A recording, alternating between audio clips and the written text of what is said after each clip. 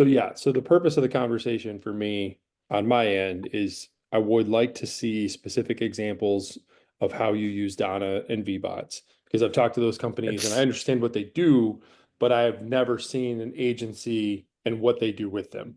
Um, so from a consulting standpoint, I'm being educated, but also, and hopefully at the same time, we can create some content to be able to share with Catalyit users that are interested in Donna, and they could say, oh, wow, like here's what Donna's telling me, and here's how an agent is actually benefiting from their program and their agency. So, and same with the vBots. So really, yeah, okay. that's my objective is to just have a conversation, see what you do, ask questions, um, and help them because that's another piece for them. I think is driving traffic to them is important, but if people don't really fully understand what an agency is doing with those programs, it can be a little bit challenging. Yeah, and the one thing I've seen, I was in Phoenix and I did a presentation on Agency Zoom, and we brought up bots. In the middle of the presentation, someone asked me a question, so I went down the rabbit hole. And what I realized, it's a mindset shift, like, especially bots, right? And even Donna's a little bit, because I think people think, oh, well, this is some cool technology, it's going to cost me X. And what you have to do is you have to create an environment within your agency which allows people doing those tasks the ability to bring it up and say, hey, I don't like doing these mouse clicks. I call them mindless mouse clicks. Hmm. Where you're just literally just, it's the same thing over and over and over again. So with the bots, we'll start there, but with the bots, it's about changing your mindset of how can I use these bots, number one. And number two is the bots can do things that you would never have a human do, ever. Right. And Donna and vBot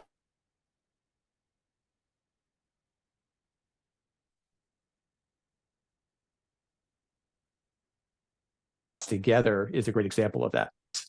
They came to me about 2 months ago and said, hey, we'd love to try this out using your Hawksoft and your Donna account and see if we can kind of work this together. And really all they did was created a bot that will take 4 pieces of information from Donna and put it into Hawksoft. So it goes in client miscellaneous field. So now it becomes reportable within Hawksoft.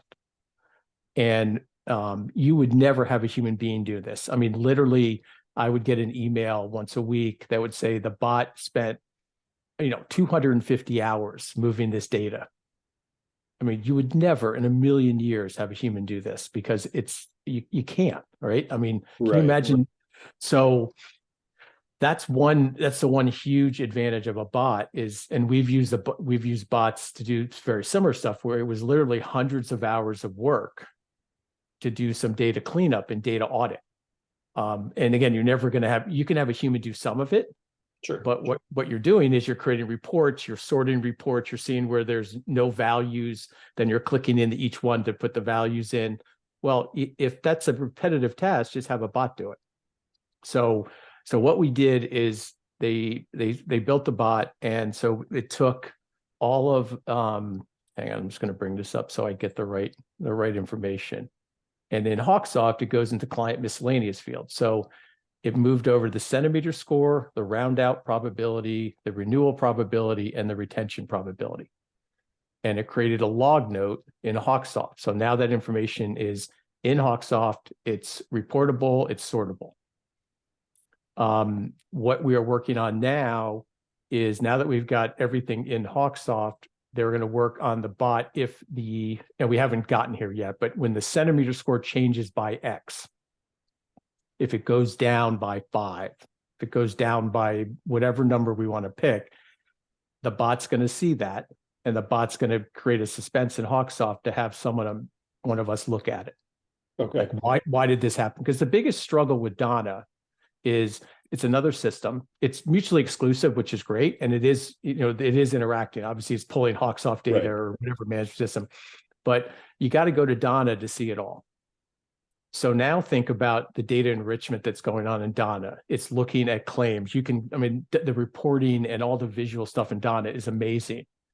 But what we're trying to do with Donna now is create like a red flag situation. I call this exception processing, right? It's the same problem with our renewal and remarketing that we're all dealing with right now. So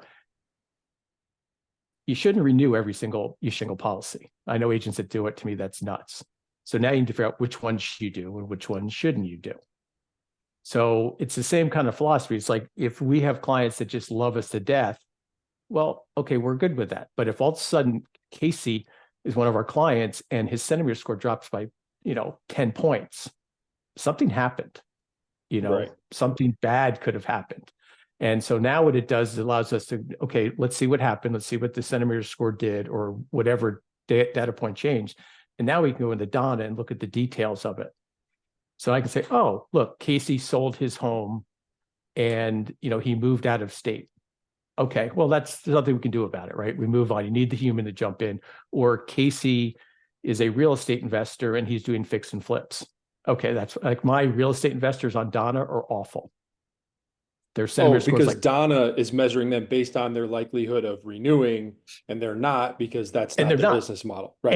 And they keep canceling these policies after 6 to 9 months. So again, the human needs to come in. So that the vBot Donna partnership, I think, is awesome because we're just at the beginning stages. But I think what we can do is if we can get the, when the centimeter score moves either up or down, we can now do something, whatever that do something is. So that's part of it. And then the what we're using Donna for is and this is using Donna, Agency Zoom, and Zapier. So most people have Zapier. Most people, if you've got these, and we've connected those systems. So what happens is we're looking at in Donna, we go into Donna and we look for, and this is all done automatically, obviously. We look for people that are monoline clients that love us. Centimeter scores 80 or above, and they only have a single auto. And using Zapier and Agency Zoom, we now, what happens is Zapier sends all these clients to a queue, and then we have a bot that will go in and it will assign who the producer is, because when we send emails out to cross-sell, we want it to come from someone they know. Sure. And then it moves it into, we have a home, auto, umbrella, life, blah, blah, blah, blah, blah. We're just starting this. So we're going to get to the point where this will be able to say, hey, if we have a monoline boat policy, we need to market home and auto. So we've got about 250 clients already in these pipelines. We've gotten a few people responding to the emails. And once you get this process going, the first couple of months, nothing really happens, but then it starts to get that momentum. So now we are constantly basically reaching out to our clients with a sequenced email and text to say, hey, we could bundle this thing. We use Canopy Connect. So one of the emails is a Canopy Connect link. Sure. And then what it does is at the end of the cycle, using the shot clock, it will go back and then we start it over. Right. I know you understand this, Casey. I'm trying to explain it for someone listening to this, so I know you understand this, but so that's where I think the power of Donna really comes in. It's like, let's look at our best people and let's cross-sell. The other side of it is let's look at our people that don't like us for whatever reason.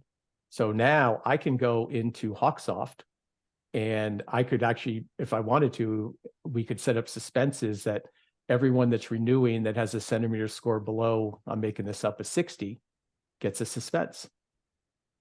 Think about where this could go. So those are the people we think we're going to lose because they don't like us for whatever reason. Human jumps in, checks it out. Because the problem with renewals is most people either do remarket everybody or they remarket nobody. Right? You just stick your head in the sand and just pray to God it works. That doesn't work well in a hard market. No. What we do is if we see over 20%, we're going to remarket them. Right? But that's not really a great way to do it. So if we can now say, hey, they're over 20%, they don't like us because they've had a bad claim, whatever Donna sees, now we can go into Donna and see where that drop occurred, and we can now, okay, this is the client at risk. Right. Don will tell us by centimeter and by retention probability. So you got to look at the two extremes of DONNA and leverage knowing what you know about DONNA. And I should have started with this, but this is a really, really, really important point.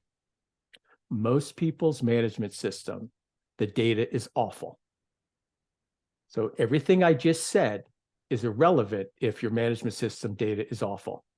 So I'm going to connect all these dots for everybody. So if, for example, you are not putting all the emails into the management system somehow automatically through Zoom or dragging and dropping in Hawksoft, we now have Lightspeed doing sentiment scores, and the summary and the sentiment score ends up in Hawksoft. DONNA can see all this, right? You've got to think of DONNA as like, the parent or the mothership looking over the management system. So if you have crappy data, you don't have the premiums right, you don't have the policies right, you don't, let's say you don't have an auto policy in there, but they have a home and you're trying to cross-sell the auto, you look silly because you already have the auto. Mm-hmm. So the first thing everyone's got to do, and this is where bots can come in, is you got to clean up your data. You got to say, as of this day, we have a process going in front of the data. So we know we use a data audit process. So every new piece of business gets data audited, meaning did these 27 items end up in Hawksoft? And you pass or fail. If they fail, it goes to the account manager and they have to go get the email, the cell phone, whatever, get with the binder, whatever it may be. So our VAs are looking at Hawksoft and going, okay, and I'm usually the biggest problem, just for the record. And they say, hey, Rob, we don't have a binder. Hey, there's no email, there's no cell, whatever there is. And that way I know all that data is correct. I know everything's connected. And then now DONNA can start doing their job. So every phone call that comes in, every email that comes in, all the texts that come in, it all ends up in the management system. And DONNA can now start doing the sentiment score on that client. What we use bots for is for example, we have a bot that looks for expired policies. This is the biggest nemesis of most agencies, right? A policy can't be expired, right? First of all, it either renewed or it canceled. Expired makes no sense. So Hawksoft allows, we can see it in our reports, but we have a bot that goes in now, and after a couple of days, if it's expired, the bot creates a suspense for the account manager, producer, whoever you want to do this, and says, hey, basically, what the hell's going on here? Why did this not expire? Why did this expire? And then we have a process in front of all of that. So like, for example, we have Shelter Point, which is our DBL in New York. It doesn't download. Every year it expires. So once it expires, we drag that client into the service center of Agency Zoom, and the client gets a series of emails that tell them how to renew their policy. Like, we can't renew the policy, the client has to. So that's my point. The automation is in front of it, right? So we have it. So, and then we'll see these policies expire.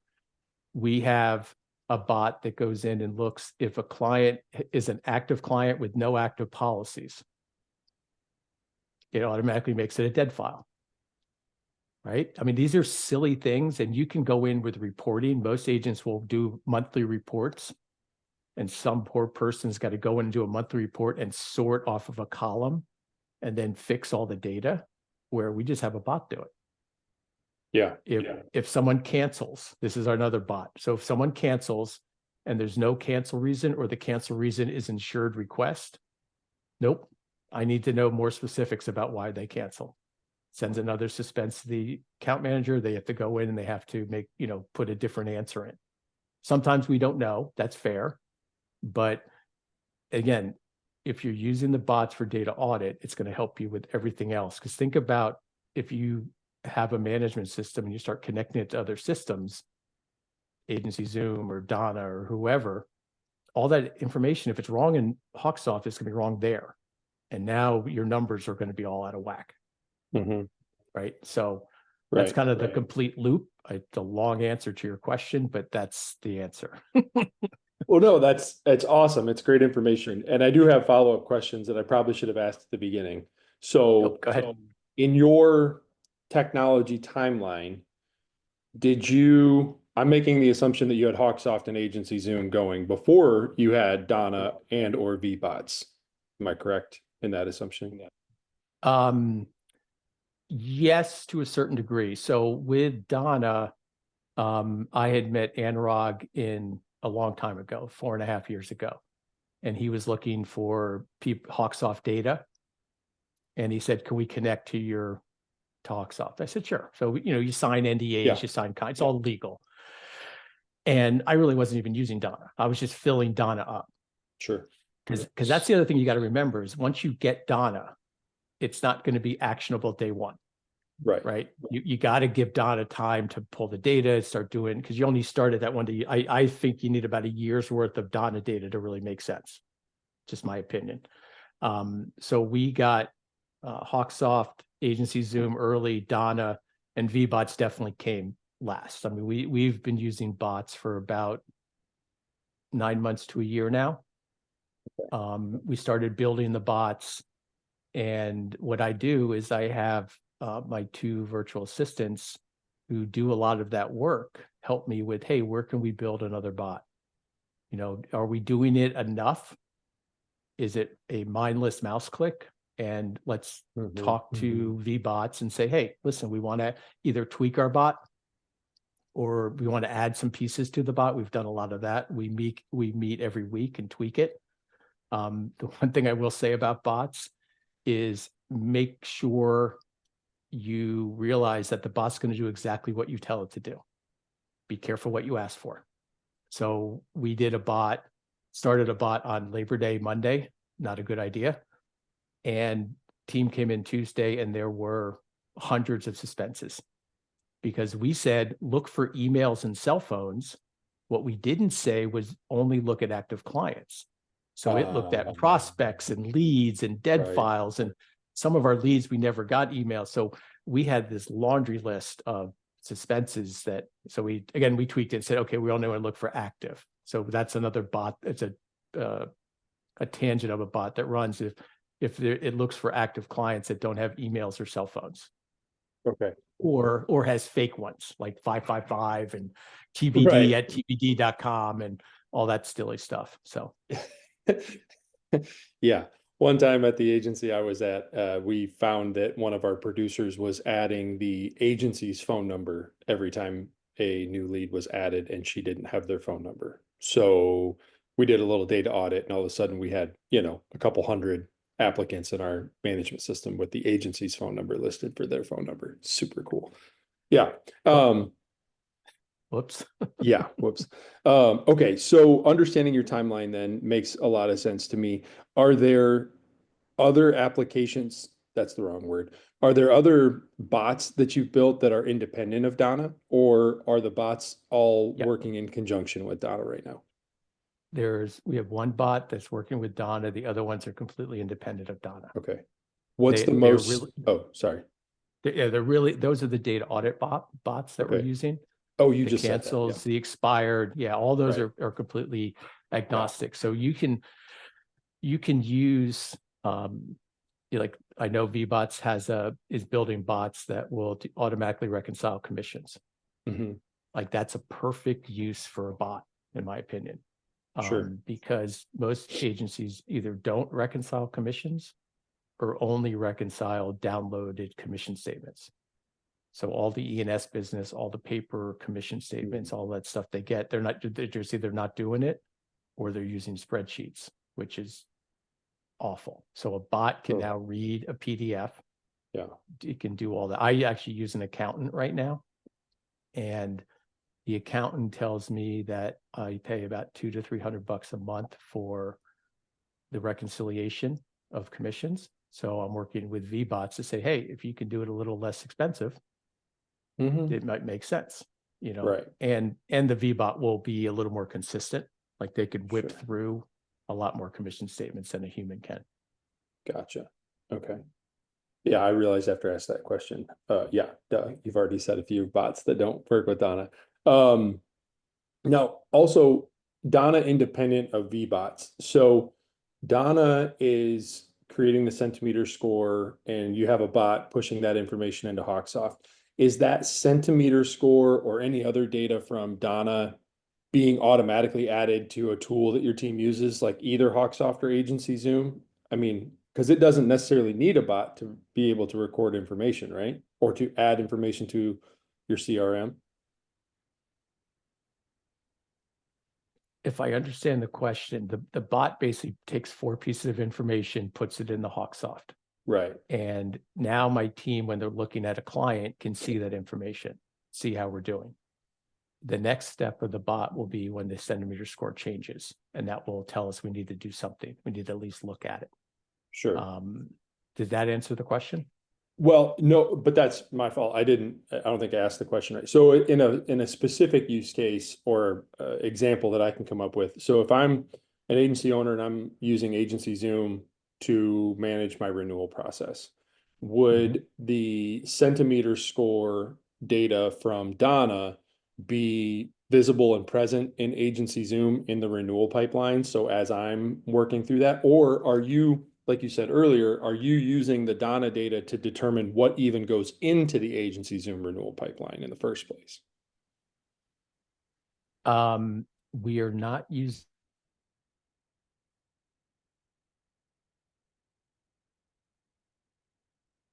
No. Did we freeze at the worst possible moment? the Donna data to see what, and so we don't separate it out. Okay.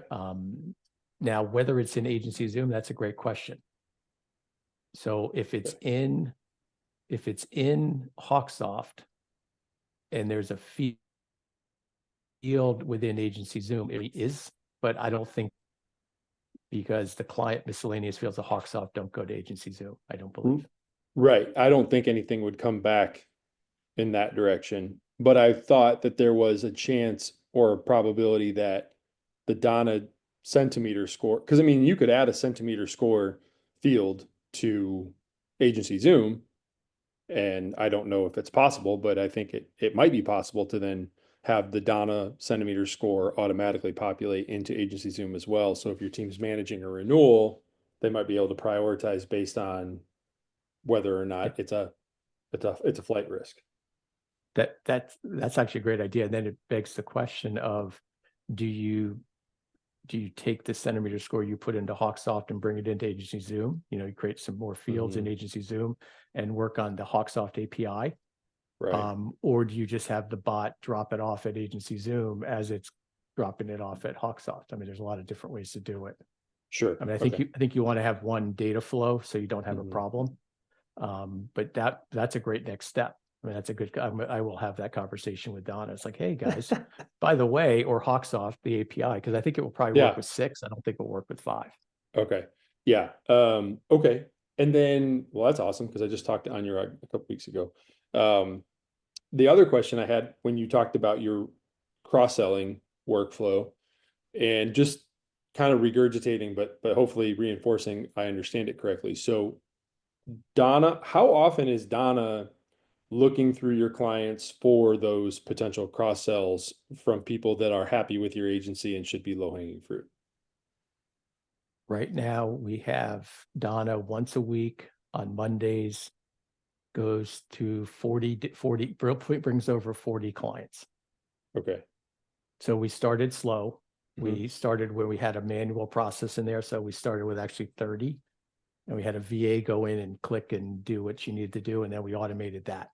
So now it's all automated. So we bumped it to 40, and I want to get everyone through the first time and see what happens and see the response rates we get, and then tweak it. And then maybe, it will become a continuous thing because it's looking for renewals that are 60 days out. So it's going to catch everyone in the next, I think, 5 months, 6 months. I think we've been doing about 6 months now. So it's looking, as it's 60 days out is when it kicks off. Okay, we have a monoline auto. Let's market the home. So we're trying to reach out to the client prior to them getting their actual renewal. And that's what triggers it, is that 60-day mark. Okay. Gotcha. I was just wondering how frequently that was happening, because that's an awesome idea, because that's definitely a limitation that a lot of CRMs have, is that automatic creation of a cross sell or identifying of a cross sell opportunity. We've tried to build some triggers for people to go in there and then find those cross sells, but it takes human time and attention. And if a bot and Donna can do it, that's fantastic. Yeah. So we don't even touch it now. Like literally every Just- Monday, 40 new leads come in the lead pipeline into the queue. We call it the queue stage. yeah, And then Zapier kicks in and starts moving everybody, awesome. and the important thing, the one problem with Hawksoft is you have producer, CSR, and agent one. You have different ways to identify the accounts and who's responsible for them. So you got to make sure, again, your data quality, make sure your producer's right, make sure your CSR is right, because we're going to key it off of agent one. So we key it off of agent one, and that way when the client gets an email, it's from the actual person they know. Right. You can also, as you know, you can set up so the agency sends the email, and that's okay too. But this makes it so now everyone's email signature is in the email. The client knows that person, that's the account manager. And it makes it, but that used to be a manual process, but we've automated that too. So now it just goes, I go in there once a week and just look, see the numbers, make sure things are going out. I don't really have to do anything. And then I can, as you know, in the agency Zoom, I can check to see who's opening it, who's not opening it, and all that. And Donna helped me build all that. Okay, gotcha. So then if you could give advice to anybody who is in a similar position, let's just say they're using Hawksoft and Agency Zoom for simplicity's sake, and what advice would you give to them, or what recommendations would you make in terms of starting them down this path to determine whether or not Donna and vBots are going to be beneficial? I think in most cases they probably would be, but like how would you advise an agency start that process to decide whether or not it's something they want to pursue? I would say the first thing you need to do is make sure your data quality within your management system is correct. Make sure it's good, because all that data is going to Agency Zoom, right? So crap in, crap out. It's very simple. So make sure you have a process that you are data auditing new business, you're data auditing E&S, anything that doesn't download, you have a process around to make sure the coverages go in, the premium, all that stuff goes in there. And then you start with Donna, and you got to give it time. I don't know the right time frame. My view is it's about a year, I think. Let Donna get filled up with data. You can just fill it up with data, and then you can start enriching the data. There's two separate levels. I don't really know how they price it, but you can just be a simple Donna user and just bring all your management system information in. And you can enrich that data with the Donna enrichment stuff. Because it's going to be a while before Donna actually makes sense, right? You can't just put a bunch. The other side of that too is make sure that your team, every email, every text, make sure your VoIP integrates with your management system. We keep talking about Hawksoft because that's what I use, but I mean, there's bigger management systems and there's other ones. But if your VoIP doesn't integrate with your management system, you have to drag and drop all that information in, or somehow get it over there.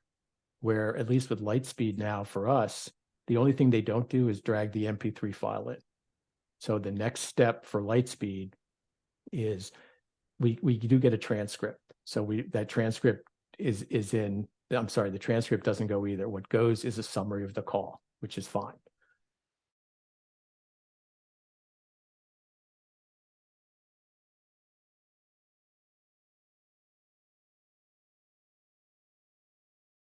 The MP3 file in and the transcript, the full transcript.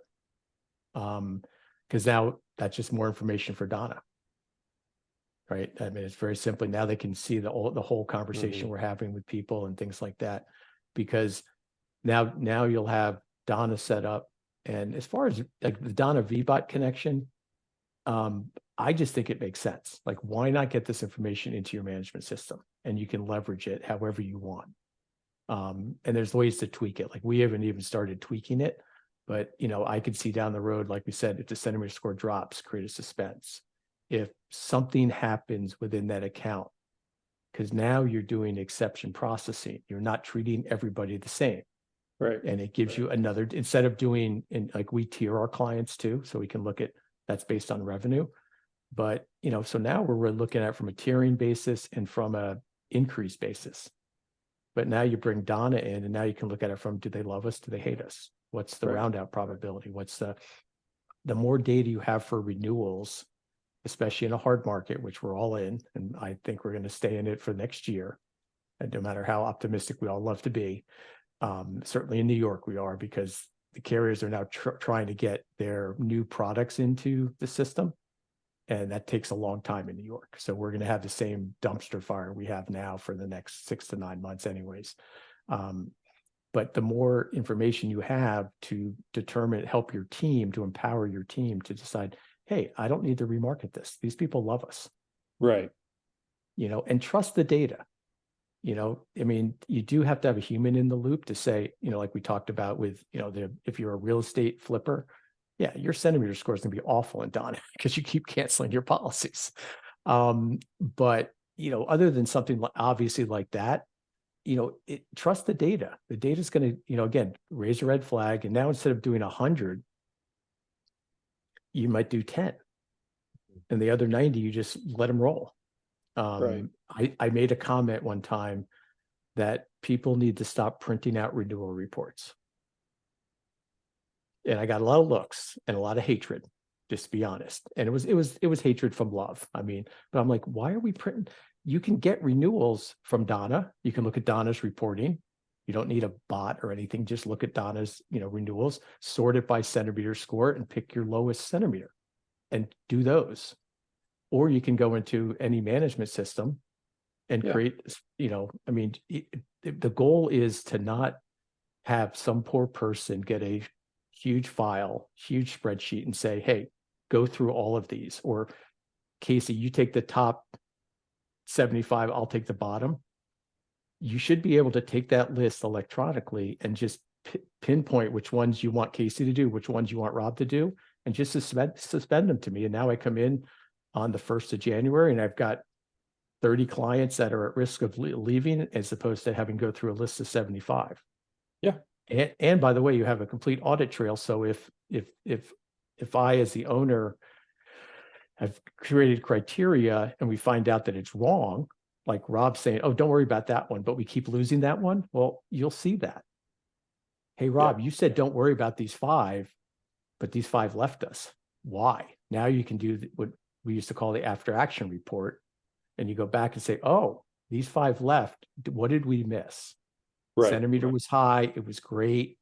Oh, look, they were all with, I'll throw an insurance company under the bus. They're all with New York Central. Well, is that something to think about? I don't know. Sure. And you can always go into Donna and look and see why, look at the life cycle of that client and see why they left. That gets back to when they cancel, we want to ask why.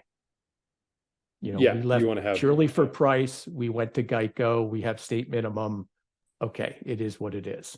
But when you lose a bundle, there's a reason for that. Like, did we not communicate correctly? Did we not do, our renewal pipeline was sending emails and everything. Maybe we need to reach out to these people more, or larger clients. I don't know, but it allows you to go back and look and see what you knew, why you made the decision, and determine if that decision was right or wrong.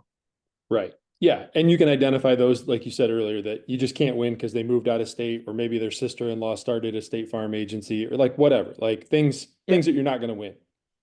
Yep. And that's fine. But things that you should have kept, Sure, that you lost, now you can go back and look and say, hey, this, why did we lose? Oh, well, again, I made an assumption that if their centimeter score is above an 80, we don't have to worry about it. Well, maybe that's a bad assumption. I don't know. Yeah. Right. That's the conversation. For sure. I have one more question for you, but I have one silly thing, because you've mentioned a couple of times about your investor clients having poor centimeter scores. And this was before Donna, but when I was on the agency side, we had a producer that wrote so much builder's risk business that when we took it out of the renewal calculations, we went up like 9 points. Like our renewal, he wrote that much builder's risk that it was making our retention rate look almost 10% lower than it really was. Yeah, we in Hawksoft, you could solve that problem. So if you put it as replaced, move within agency, or we have it actually replaced, no second term. So something that's a builder's risk that's only for 1 year, or a vacant under renovation that they'll cancel at some point, or flip it to, if they flip it to a landlord, it's replaced, and then the landlord's a rewrite. Right. But if they cancel it because they've sold the policy, it's replaced sold property. So it doesn't mess up our retention. And that's how we solve that problem. But you're right, if you don't have the management system data correctly and don't have a process, Peggy Corbett taught us that one. Sure. You know, and think about just moving them from Travelers to Safeco. If you don't do that right in the management system, you have a canceled policy, and you have new business. So now you're paying your producers new business, which is a problem, and you have a cancel, so your retention's getting whacked. So we have replaced move within agency, rewrite. It kicks the commission correctly, but now Hawksoft doesn't view that as a problem. Like, it's not a retention new business problem, and it doesn't count for either one. It's just the same client. So yeah, you're right. It can really skew your numbers if you have certain niches that someone's writing that is not being accounted for correctly within the management system.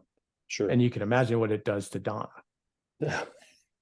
You know, Donna would just be like, this person, like one of my good friends, he's like a 52, you know, and the other thing about management systems, the one thing Donna does a really good job of is, in a management system, you can look by policy. It's really hard to look by client unless you sort by client, and then you can kind of get to it. Donna can look at it from a client perspective. Nice. Okay. So I can see my Alpine Heating and Air, you know, HVAC guy. I can see one number. I can see all the policies. I can see what number. But if I try to find that within a management system, because the management system is based on policies, I mean, I could do, here's my book of business, sort by alphabetically by them and see it.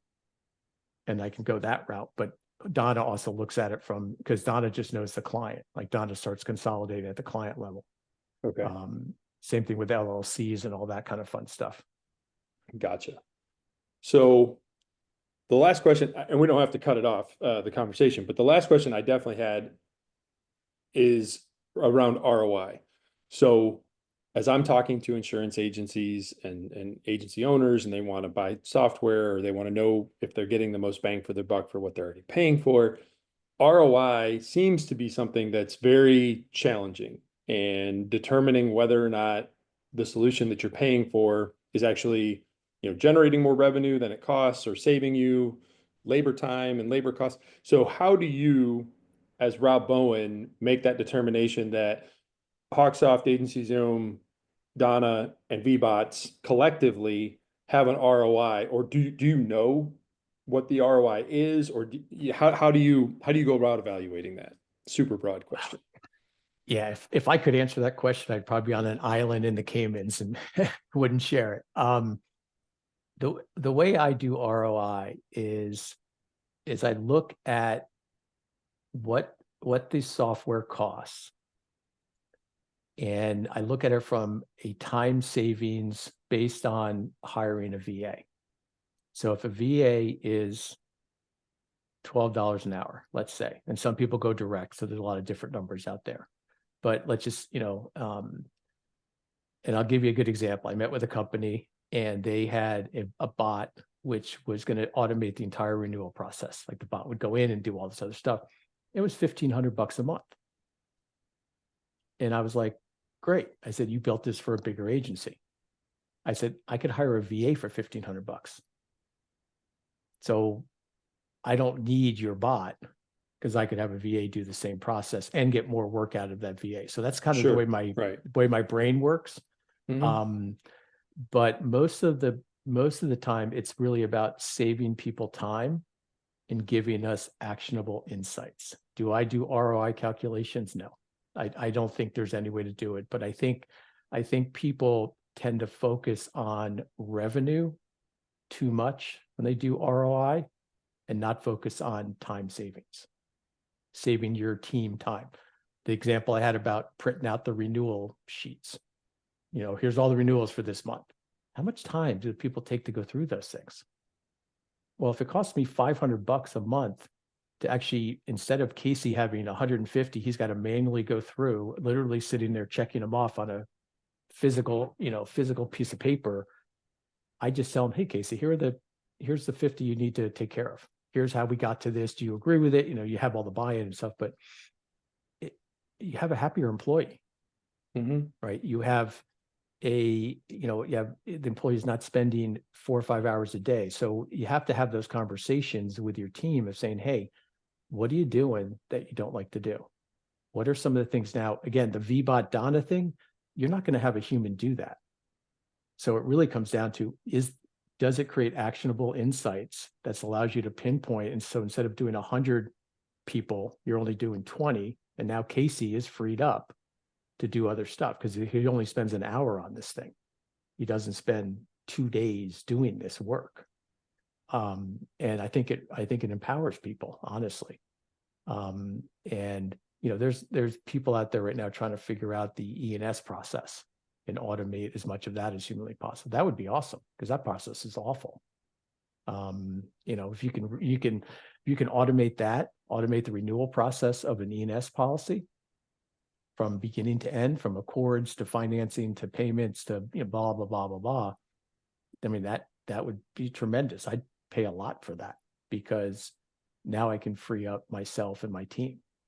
So it's really about knowing what you do every day or what your team's doing every day and trying to figure out how can I make their lives easier.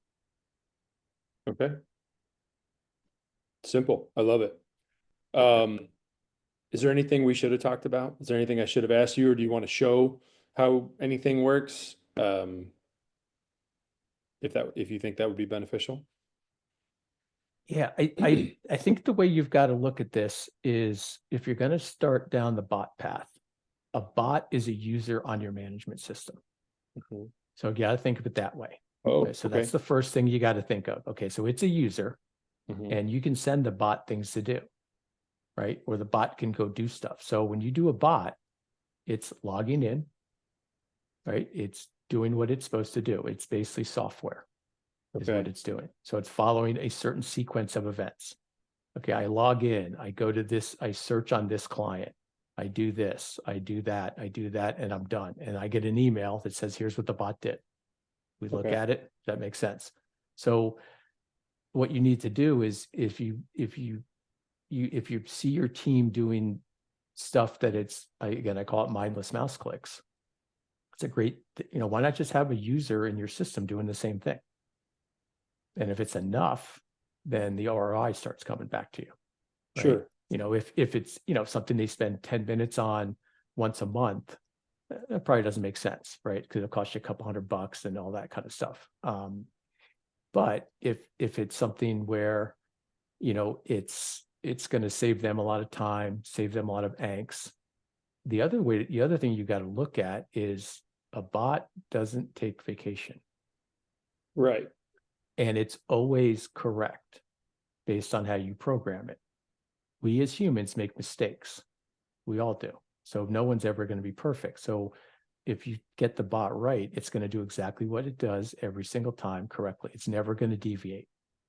Again, be careful what you ask for because it will not deviate. The logic is not, there's no logic in a bot, right? Yeah. Right. And the other thing is you can keep tweaking the bots. You can keep, as you say, oh, we could have it do this. We could have it do that. We could tweak this. So, the best way to look at it is if you're doing a lot of mouse clicking, think about a bot. Bots could get rid of APIs. Let's take that statement and think about it. So we all hate APIs because they change, whatever. Someone changes on one side, they break, they do this. A bot can do exactly this. A bot, the vBot and Donna connection could be done with an API, theoretically, right? You just flood Hawksoft with data from Donna. That's an API. Well, no one wants to build that. So let's just build a bot. And we've solved that data problem. So bots can move a lot of data really, really quickly and do it continuously and do it and always be updating. We talked about the data audit, always have a process in front of your data. Yeah. That's what a bot is. A bot's in front of you now, and it's just making sure your data is correct. So earlier you said that you get a report, I think, from vBots about, hey, this bot did X number of things and it took 250 hours, I think is what you said. Yep. So is that 250 hours what it took a vBot to complete it? Or is that like what the human time would have been had I been doing it? That is the human time. Okay. The way I understand it is, hang on, I can share this. So, okay. Oops, hang on.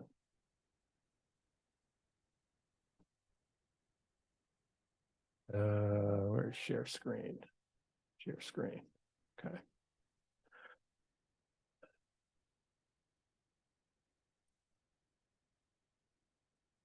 Okay, so here's the Donna bot, patriotic Donna. So it went to 292 accounts.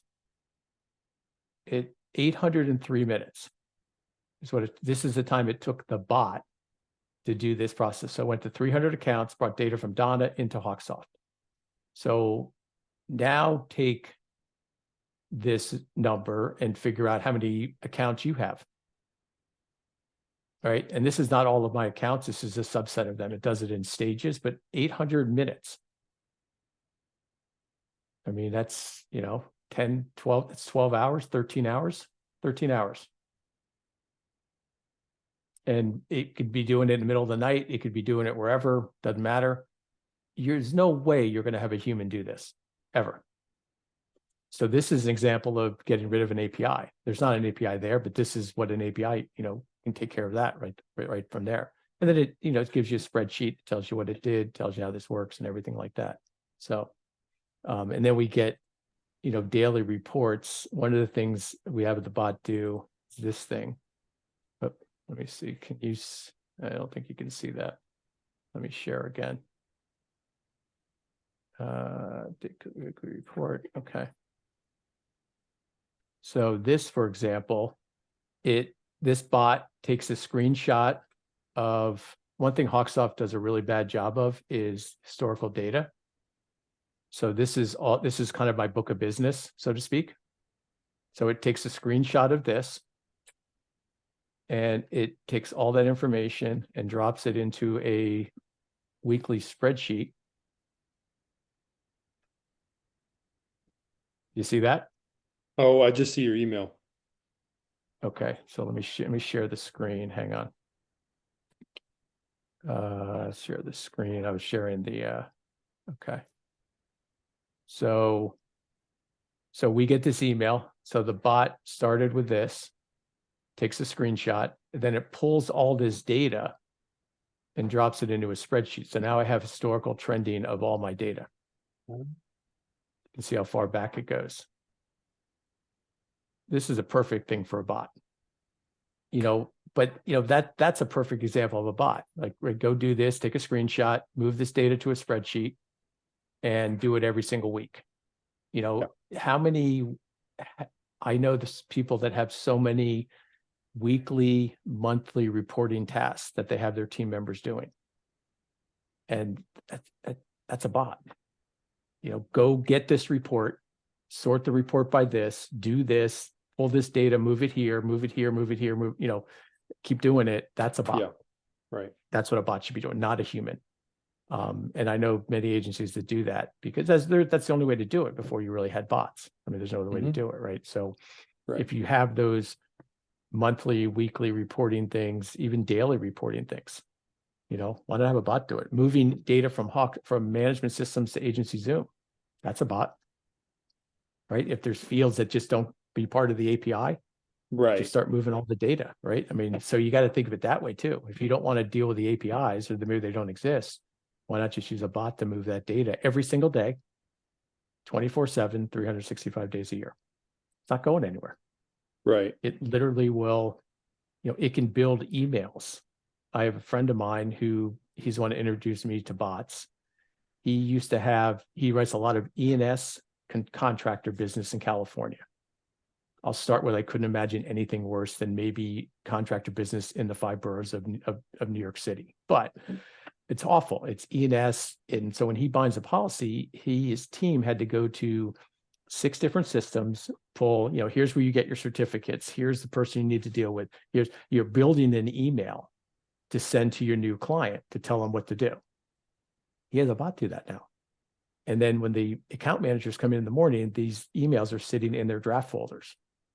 So again, you want a human to look at to make sure the bot didn't go rogue. Right. But now he took an hour and a half of work every morning for account managers for new business and got it to literally 2 minutes. That's brilliant. Again, a bot can do anything, and that's mindless mouse clicks. Like the bot would go and create an ID and a password for his self-service certificate portal. Mm-hmm. The bot would figure out, okay, Rob Bowen is the account manager and Casey is the producer. It would put our names, our contact information in the email. Here's the phone numbers you need to call us. Here's whatever information you want to give your new client in one email with links from all these different systems you may have. The bot just bounced around all night, just grabbed everything and dropped it into an email, puts it in the draft folder of the account manager. They come in the morning, they read it, make sure it makes sense. They hit send. That's when he showed me that, that's when my mind flipped. I was like, because I didn't understand what a bot was. I was like, what are these bots? He showed me that. I was out in California and I joked, I went to, I was like, take your kid to work day. So I sat with him and he showed me his bots running. And he said, look, this is what this one does. Here's what it creates. And I was like, oh, that's what it's doing. And that's when my mind shifted. And I'm like, I got it now. So back to our mindset comment. Think about what you do every day that you don't want to do, that someone can just do mouse clicks. And now take AI and make AI teach a bot. So as things change, the AI picks up on it and reteaches the bot what to do. So if a field changes or you want more information, now you have AI sitting on top of a bot and the bot gets smarter and smarter. Is that something you're working on? Yes. Awesome. Some of our bots do use AI. There is AI being used to help them, to train them.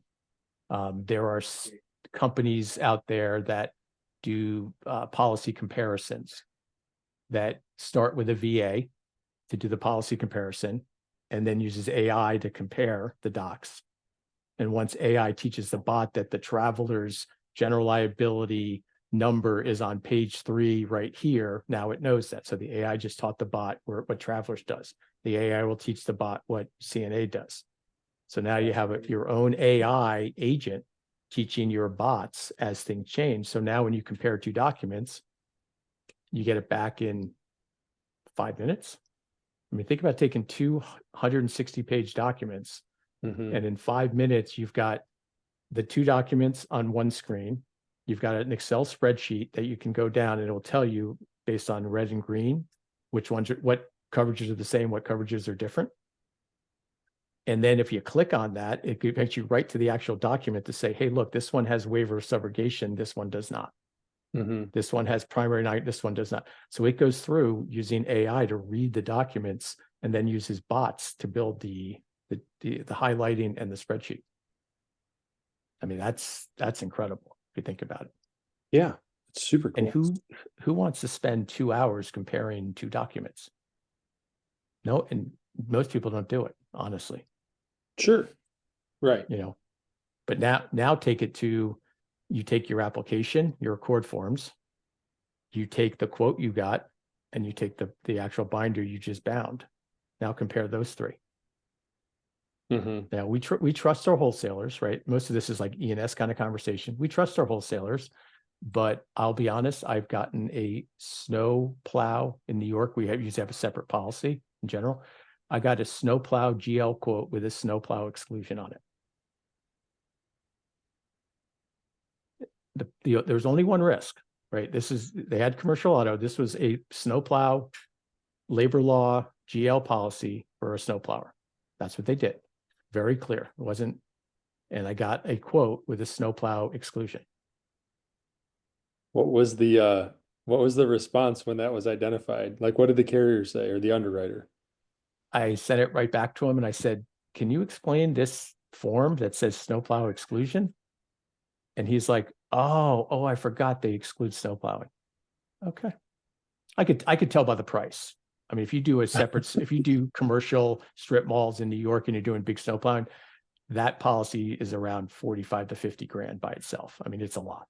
It's a lot of money. So, which makes sense to me. But it came back at like, $10,000. And I was like, okay, well, what did you write? Something's wrong. Right. Yeah. Something's wrong. Yeah. There's no way this is this cheap, right? So, right. but that's where that fits in too, which is pretty cool. Awesome. Yeah. I've heard of some of those applications, but not necessarily using that AI application to train a bot. That's pretty exciting. So, Cool. Rob, thank you again so much. I really, really appreciate it. I know your time's super valuable and this will help a lot of people. Thank you. Thank you. My pleasure, Casey. Have a great weekend and we'll talk soon. All right. Thanks, Rob. Have a rest of a great 2025.